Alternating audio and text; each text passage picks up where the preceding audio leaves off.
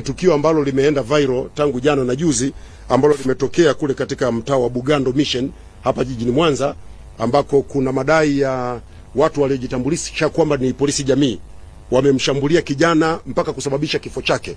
Tayari uongozi wa mkoa umeanza kuchukua hatua.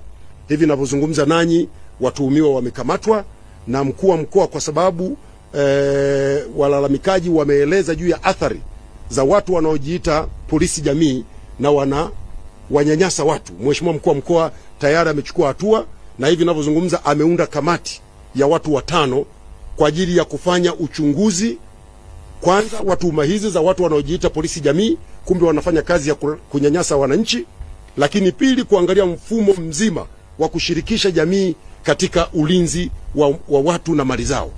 Serikali haiwezi kuruhusu tukawa na watu wanaojiita wababe mitaani, kwamba wao kazi yao kwa sababu wana nguvu na wanatumia jina la serikali ni kunyanyasa Watanzania.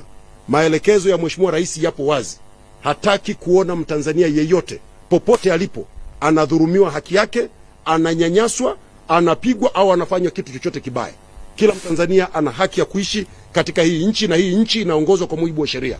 Kukiwa kuna tatizo lolote la uvunjifu wa sheria, hatua za kisheria ni lazima zifuatwe, na sio mtu mmoja mbabe kwa sababu ana nguvu anaweza kufanya lolote analolitaka.